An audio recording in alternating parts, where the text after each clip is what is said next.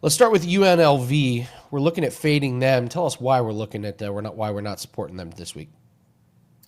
I love this game, Andy. I really do. I mean, this is a rematch of last year's Mountain West final, and of course, Boise State won that handily by a score of 21-7. In fact, Boise State just owns UNLV.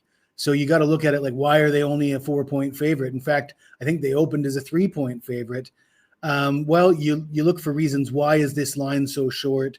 I guess Boise State 8 wins, UNLV 10 wins. So that's one reason right there. But if you look at strength of schedule, going by Sagarin, it's not that different. Boise State has the 83rd ranked schedule and UNLV 109th, but it feels like a bigger deal to me. Boise State, of course, played Notre Dame and South Florida, lost both those games, but UNLV hasn't played anybody. In fact, they've only got one win against a team with a winning record, and that was Hawaii at home. So you want to hang your hat on a win over Hawaii at home. I'm not sure you belong in the conference championship game. They did play. These teams played in the regular season. Boise State won by a score of 56-31. Now, Boise State did lose their starting quarterback, Maddox Madsen, over a month ago. Max Cutworth, the backup, has come in. He threw for 341 yards, 2 touchdowns, no picks on 26 of 44 passing last week against Utah State. He's had 4 or 5 games to get familiar with the offense and get comfortable in this spot. And Maddox Madsen wasn't the star of this team anyways. This team is built on the running game, their offensive line. Those guys are all still here.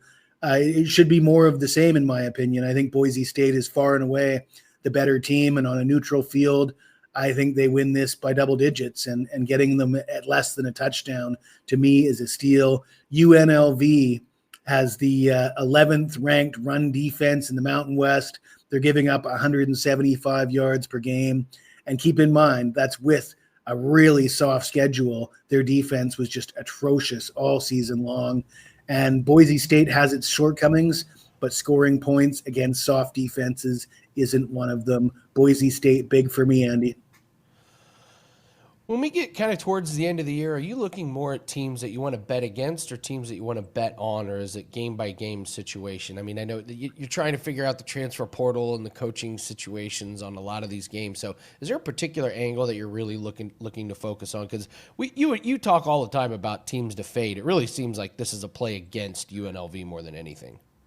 Yeah, I think, we got off to a good start by fading teams, and it felt like I found my niche. Now I feel like we're just going to roll with that, and we have. And last week, it was really unfortunate. Ole Miss pulled away late and really dominated that game despite the distraction.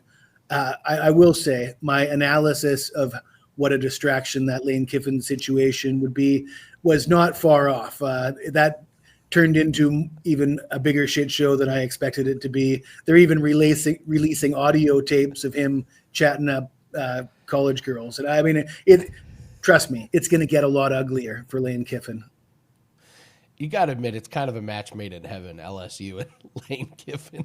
Like it's kind of a perfect little mashup. I mean, I'm not a fan of either of these teams, but I'd love to see it blow up in LSU's face, just for the sake of it. I mean, you have two entities in Lane Kiffin and LSU where it always blows up. I mean, what's the most logical outcome? A 10-year symbiotic relationship? No chance. Yeah, I think that's how I see it as well. Well, let's move to another team that you're looking to fade. We're looking at BYU. Interesting team to fade here. Why are you off them this week? Well, this is less of a fade of BYU and more of the fact that Texas Tech is just in a league of their own in the Big 12 and really against most of college football. In fact, if you look at who spent the money in NIL, Texas Tech spent $25 million, which is exactly how much they promised Lane Kiffin he gets to spend at LSU. But apparently only 2 teams spent $25 million or more, and it was Texas and Texas Tech. So they've got the best roster money can buy. and they're far and away better than every other team in the Big 12. They rank first in scoring defense. They're only allowing 11 points per game. They rank first in total defense, 258 yards per game. And they're 11-1. Their only loss came on the road at Arizona State, who won the conference championship last year. And they had their backup quarterback in that game, and it was kind of a shocking result. Aside from that, they've steamrolled the competition in the Big 12. That includes BYU. They won 29-7. That game was only a few weeks ago. This is a neutral site game, but it's in Texas. I think BYU is in big trouble. I think BYU is, they're a solid team. They're solid on both sides of the ball. I like their coach, who may or may not be on the way to Penn State, by the way. But BYU won a few games that they had no business winning.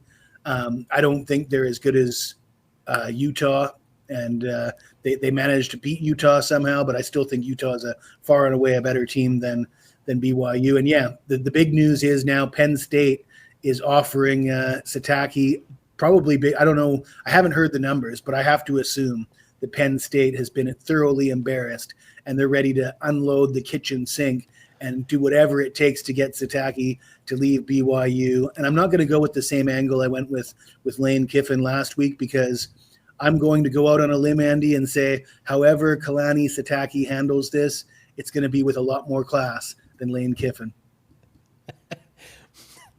Low bar. low bar to set. But, I mean, picture like clothes hanging on